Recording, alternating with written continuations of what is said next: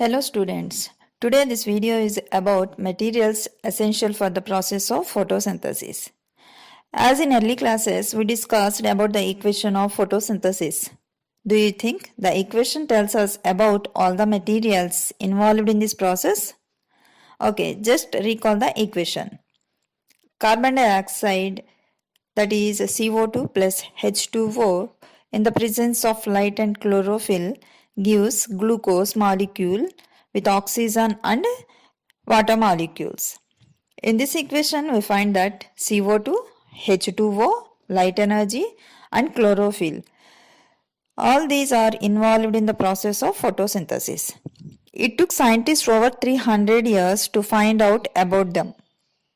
We still do not know about the several materials involved in the process.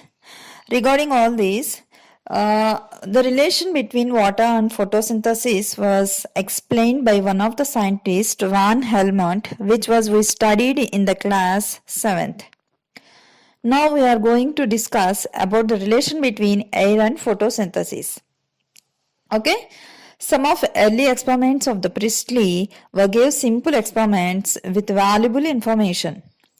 In his first experiment, what he did was, he took a bell jar and placed a candle which was already lit and a mouse inside the bell jar. Now, all of you know what is the bell jar. It is in a shape of bell, but it is closed jar. This is how it looks like. See the picture.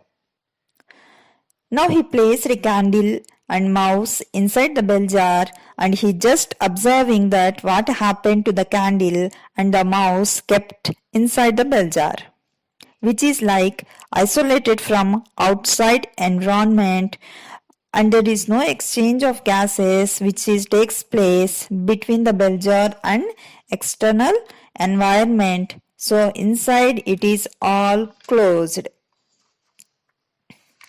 What did he observe? He observed that mouse suffocated in the closed space and the mouse died.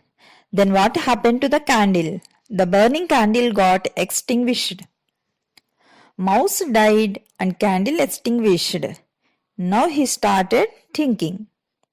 What was happened inside the jar? Why did mouse suffocated? Actually, mouse is living organism and it needs to breathe in oxygen. Now when jar was closed, mouse used all the oxygen inside the bell jar and there is no more availability of air. It started suffocation and died. Similarly with the candle. Now the candle, in order to burn, it needs oxygen for combustion. Okay. His conclusion was that mouse or candle damaged the air. Damaged the air means basically the air used up by the mouse and candle. Again, he repeated the same experiment with small change in the arrangement and he surprised with the observation. What did he do? In the second set of experiment, he took same set of like bell jar, mouse and candle just with the addition of mint plant inside.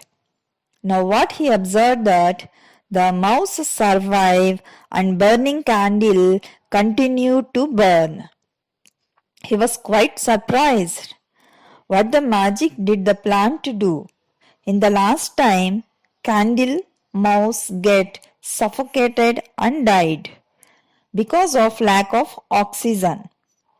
There it must be a plant supplied for the lost oxygen inside the jar where it could be used up by the mouse and candle and continue to live. Now his conclusion is that plants restore the air used up by the mouse and candle. Now at that time, everywhere we use the term air instead of oxygen and carbon dioxide. Why? Why? Because the gases were not discovered at that time. In fact, Priestley was one who discovered oxygen during the course of his experiments While he performing all these experiments, he discovered oxygen.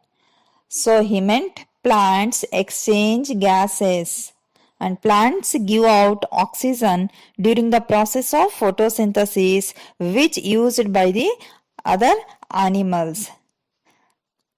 Thank you.